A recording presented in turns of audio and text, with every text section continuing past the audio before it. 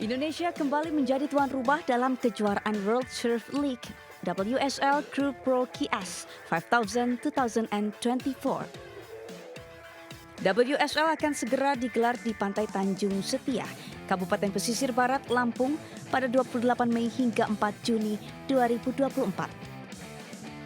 Sebanyak 265 peselancar dari 19 negara saling bersaing memperebutkan trofi juara, termasuk juga 28 atlet lokal pesisir barat. Dalam kejuaraan ini terdapat dua kategori yang diperlombakan, yakni KS 5000 for men and women, serta KS Junior Pro Men and Women. WSL juga menjadi ajang pemanasan bagi para atlet surfing Indonesia sebelum mereka berlaga di kejuaraan selancar pada Olimpiade Paris, Prancis pada bulan Juli mendatang. Dengan kembali digelarnya World Surf League Crew Pro KS 5000 merupakan berkat tersendiri bagi kabupaten termuda di Provinsi Lampung karena dapat mempromosikan potensi wisata serta UMKM di Kabupaten Negeri Parasai Batin dan ulama ini. Dari Kabupaten Pesisir Barat, Lampung, Enrico, iNews melaporkan.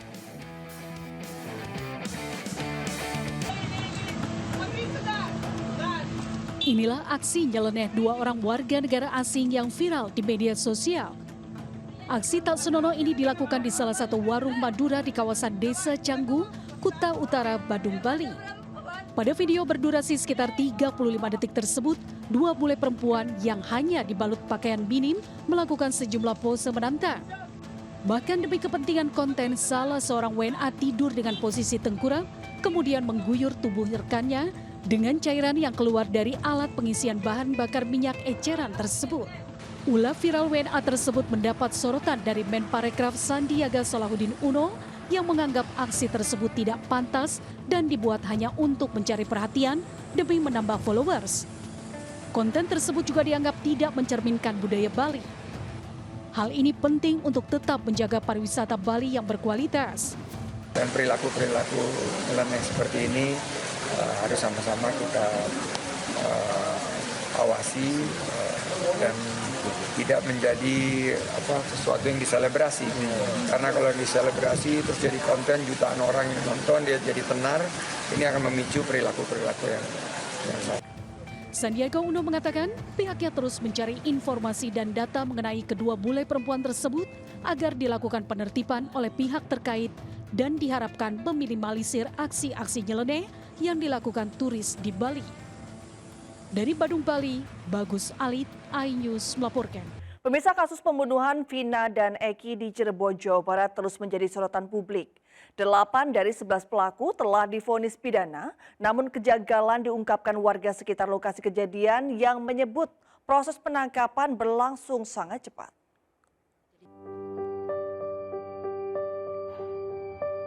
Di lokasi inilah Vina dan Rizky atau Eki dihabisi kawanan geng motor pada Agustus 2016 lalu. Kebun yang berada di gang sempit Jalan Perjuangan, Kecamatan Kesambi, Kota Depok menjadi saksi kebengisan kawanan geng motor saat mengambil nyawa dari kedua sejoli tersebut. Bahkan di tempat ini korban Vina diruda paksa secara bergantian oleh para pelaku sebelum dibuang jasadnya di Jalan Flyover Talun seolah-olah merupakan kecelakaan. Di lokasi ini pula kepolisian Polres Cirebon Kota menangkap ke-8 pelaku. Namun kejanggalan demi kejanggalan terkuak. Salah satunya yaitu proses penangkapan ke-8 pelaku yang terbilang berlangsung sangat cepat.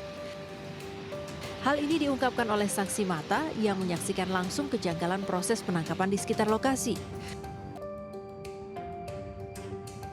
Pas waktu itu kejadiannya itu pas waktu penangkapannya di sini. Pas saya lagi ada jualan sore di sini masih belum tutup.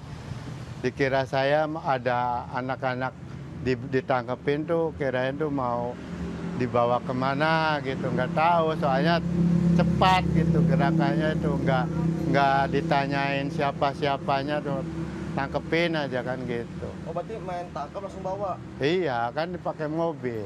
Oh, berarti nggak ada interogasi di lapangan? Nggak ada, sebelumnya kan tangkap dulu. Mungkin diinterogasinya mungkin di sana, nggak tahu ya. Sementara itu, saat ini petugas kepolisian masih mencari ketiga DPO yang masih berkeliaran. Bahkan tim dari Mabes Polri turun tangan untuk mengungkap kasus pembunuhan terhadap Vina dan Eki.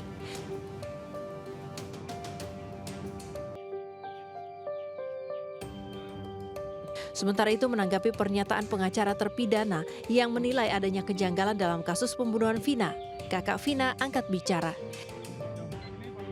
Ia menyindir dengan menyatakan penjara penuh jika maling mengaku. Menurutnya, tidak masuk akal jika terjadi kejanggalan hingga salah tangkap pelaku karena bukti yang ada cukup lengkap. Ya, kaget nggak? Kaget pasti. Kagetnya gimana, Mbak? Kagetnya Nggak nyangka atau nggak bagaimana? nyangka ya, bukti sudah ada tapi mereka mengelak gitu. Kagetnya di situ sih. Termasuk yang informasi salah tangkap itu. Iya. Bukti apa sih, Mbak, yang merasa menurut Mbak kuat tuh, Mbak? Otopsi. Otopsi. Ya, bukti otopsi. Tapi kan mereka juga menyangkal bahwa tidak ada penusukan, Mbak. Itu gimana tanggapannya? Oh, kalau itu kan mereka bilangnya hanya di korban yang laki-laki. Kalau korban yang perempuan itu kan terdapat benda tajam itu. Oh, ada. Ada. Sebelumnya terdapat berbagai kejanggalan dalam kasus pembunuhan Vina dan Eki yang diungkap oleh kuasa hukum terpidana. Bahkan kuasa hukum terpidana meyakini jika penangkapan terhadap 8 tersangka adalah salah tangkap. Dari Cirebon, Jawa Barat, To Iskandar, iNews melaporkan. Petugas gabungan dari Sudin Perhubungan bersama TNI Polri dan Satpol PP Jakarta Timur menggelar razia juru parkir di sejumlah wilayah di Jakarta Timur. Dalam razia tersebut, seorang juru parkir bersembunyi di kamar mandi minimarket, sementara seorang juru parkir lainnya berpura-pura menjadi pedagang kaki lima.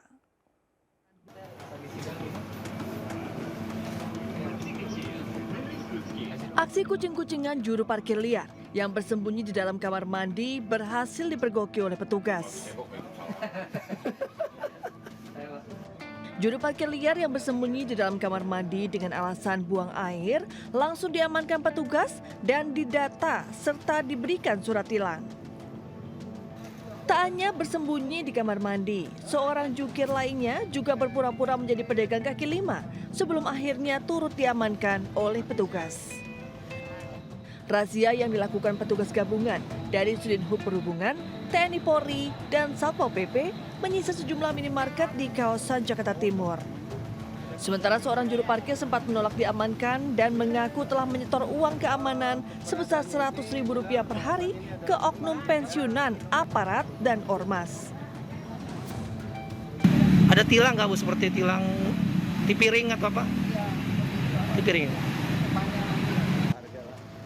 Dalam razia ini, belasan juru parkir berhasil diamankan dan langsung didata serta diberikan surat tilang.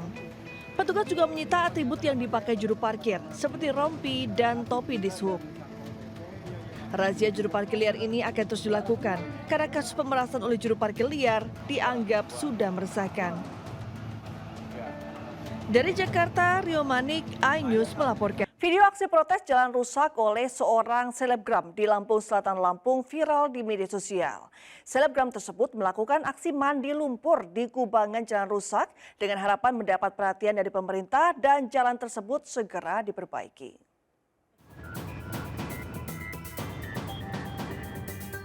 Video aksi protes seorang selebgram bernama Umuhani melakukan aksi mandi lumpur di kubangan jalan rusak viral di media sosial.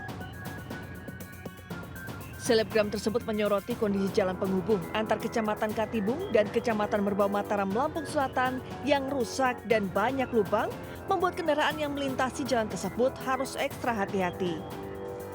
Menurut sejumlah warga setempat, sudah sekitar 3 tahun lebih jalan rusak tersebut tidak kunjung diperbaiki.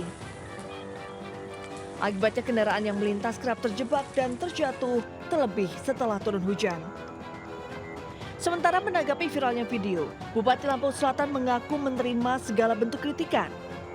Ya ada seberapa batas, tapi harus ini objektif dong. Ya. Jangan jalan yang jelek aja diviralkan, tapi yang bagus-bagus juga diviralkan.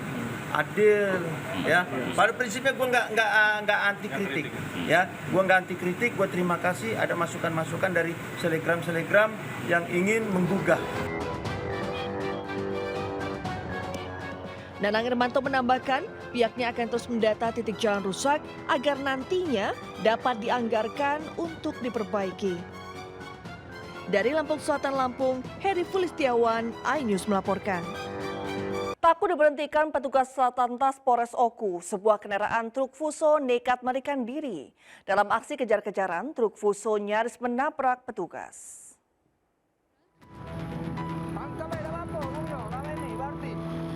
Kejar-kejaran antara petugas Satlantas Polres Oku terhadap kendaraan Fuso terjadi di kawasan Lintas Sumatera, Ogan Komering Ulu, Sumatera Selatan. Fuso nekat kabur saat petugas memberhentikan, parahnya sang sopir nyaris menabrak petugas. Setelah beberapa kilometer kejar-mengejar, petugas berhasil menghentikan Fuso secara paksa dengan cara dijepit kendaraan lain.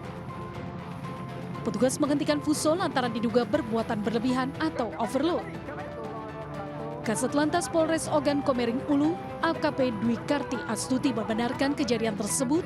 Dirinya mengungkapkan petugas melakukan pengejaran karena Fuso tancap gas saat diberhentikan. Didapati oleh anggota kendaraan melewati Simpang Sukajadi dengan kendaraan BE berasal dari Lampung. Kendaraan ini melaksanakan pengangkutan dari Jakarta mengarah Batu Raja dengan membawa barang-barang kelontong. Didapati bahwa kendaraan ini dicurigai overload, kemudian dilaksanakan penyetopan oleh anggota, terjadi kejar-mengejar sehingga viral. Saat ini kendaraan tersebut sudah dikandangkan di kantor Satlantas Polres Oku. Dari hasil penyelidikan, kendaraan tersebut tidak dilengkapi surat-surat dan dikenakan denda maksimal. Dari Ogan Komering Ulu, Widori Agustino, iNews melaporkan.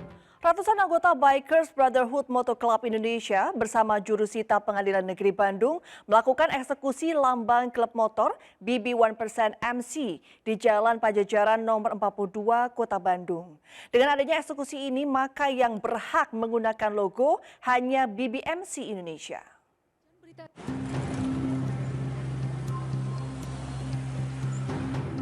Jurusita PN Bandung bersama ratusan anggota Bikers Brotherhood MC atau BBMC Indonesia melakukan eksekusi lambang klub motor BB1% MC di Jalan Pajajaran nomor 42 Kota Bandung.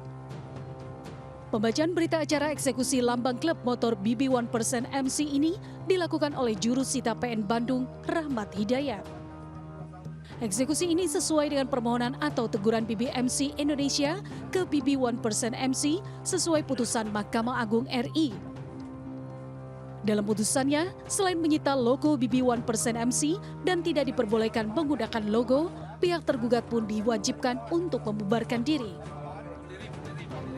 Eksekusi terkait dengan penarikan logo yang dilekatkan sita eksekusi yang berada di Pajajaran 42 Pasir Kaliki, Kota Bandung telah dilaksanakan dengan catatan bahwa objek tersebut sudah tidak ditemukan di lokasi tersebut. Sementara itu, salah satu pendiri Bikers Brotherhood MC BBMC Indonesia, Benny Gumelar menuturkan perjuangan BBMC Indonesia selama 6 tahun akhirnya terbayar. Hari ini adalah klimaks dari perjalanan kami selama 6 tahun berjuang untuk mempertahankan apa yang menjadi hak kami. Dengan adanya eksekusi ini, maka yang berhak menggunakan logo hanya BBMC Indonesia, dan jika ada klub motor lain yang menggunakan logo akan berhadapan dengan hukum. Dari Bandung, Jawa Barat, Diki Wismara, iNews. Pemirsa, rumah panggung milik keluarga calon pengantin pria di Kabupaten Baru, Sulawesi Selatan terbakar hebat. Akibatnya calon pengantin pria tersebut terancam gagal meminang pujaan hatinya karena uang mahar 50 juta rupiah beserta emas kawin yang telah disiapkan ikut ludes terbakar.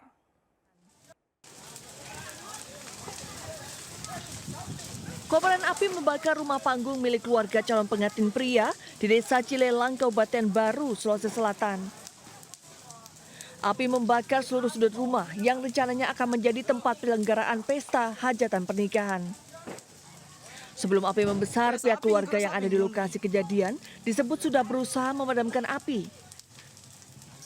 Namun, dikarenakan bangunan rumah terbuat dari material kayu, upaya tersebut tidak membuahkan hasil. Kebakaran berhasil dipadamkan setelah 7 unit armada pemadam kebakaran diterjunkan untuk memadamkan api bersama warga setempat. Tidak ada korban jiwa dalam peristiwa ini, namun korban mengalami kerugian hingga ratusan juta rupiah.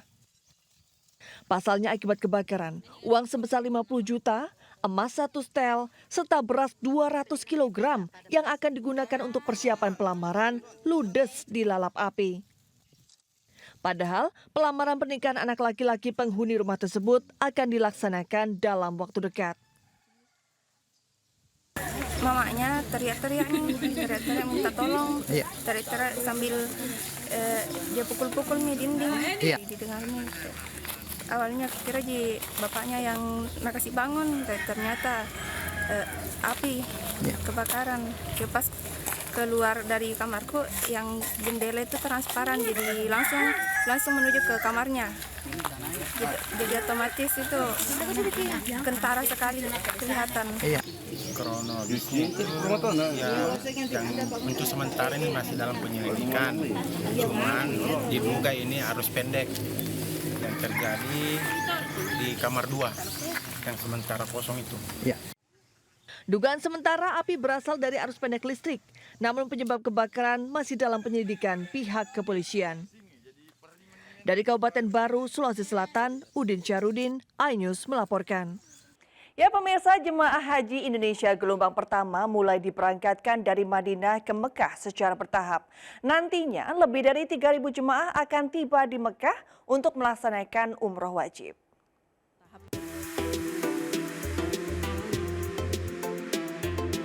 Setelah 9 hari di Madinah, 3.425 jemaah haji Indonesia yang tergabung dari 8 kloter mulai diberangkatkan secara bertahap ke Mekah. Kementerian Agama mengimbau jemaah untuk menyiapkan stamina dan kesehatan, mengingat waktu perjalanan ke Mekah cukup panjang, yaitu kurang lebih 5 jam. Sementara PPIH Arab Saudi Daerah Kerja Mekah telah bersiap menyambut kedatangan jemaah di Mekah dengan 170 hotel yang tersebar di 5 wilayah. Nantinya para jemaah akan mengambil tempat untuk berihram di Masjid Zil Hulaifah atau Bir Ali sebelum melakukan umroh wajib. Tim Liputan iNews melaporkan. Menabung selama 13 tahun lamanya, pasangan suami istri warga desa Karangdieng, Kecamatan Kutorejo, Kabupaten Mojokerto yang bekerja sebagai pemulung sampah berangkat ibadah haji tahun ini. Keduanya mengumpulkan uang hasil memulung sampah di TPA Karangdieng setiap harinya.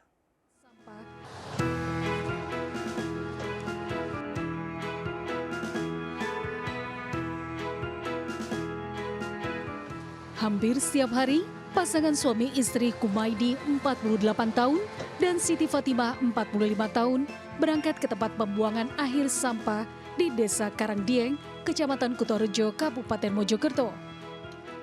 Berbagai jenis sampah yang dikumpulkan di TPA lalu disetorkan ke pengebur. Berkat keuletannya dan kesabarannya, uang hasil rongsokan yang dikumpulkannya membawa untuk ibadah ke Tanah Suci. Kumaidi dan istrinya mendaftarkan diri ke salah satu kelompok bimbingan ibadah haji pada tahun 2011. Awalnya uang pangkal sebesar 50 juta akan dibelikan tanah. Namun niat keduanya diurungkan lalu digunakan untuk mendaftar haji. Mestinya keduanya berangkat pada tahun 2021 lalu karena terkendala penyebaran virus COVID-19 sehingga ditunda. Nggak nyangka? Nggak nyangka mas, saya bisa berangkat tahun ini. Itu dulu daftarnya tahun berapa sih Pak? Tahun 2011. 2011 itu gimana ceritanya? Sebelumnya itu mau beli tanah, terus tidak jadi. Lalu saya Buat daftar haji itu. Terus untuk melunasinya Pak, berapa tahun Pak bisa lunas ini? Sampai saat ini kayak berapa tahun ini? 10 tahun. 10 tahun. 13. Untuk melunasi kekurangan ongkos haji, setiap hari mendapatkan uang Rp100.000 dari hasil memulung sampah. Dari jumlah tersebut, Rp25.000 untuk kebutuhan tiap hari, sedangkan Rp75.000 ditabung untuk ongkos naik haji. Semuanya akan diberangkatkan pada tanggal 28 Mei mendatang yang dibagi dalam 3 kloter embarkasi Surabaya. Dari Kabupaten Mojokerto, Jawa Timur, Solahuddin, iNews melaporkan. Pemirsa, bagi Anda yang ingin berolahraga yang menyenangkan, bermain sepatu roda dapat menjadi pilihan alternatif. Tanpa takut cedera dan terjatuh, kini Anda dapat belajar sepatu roda sambil mengikuti koreografi dance yang menarik. Seperti apa keseruannya ya? Berikut liputannya.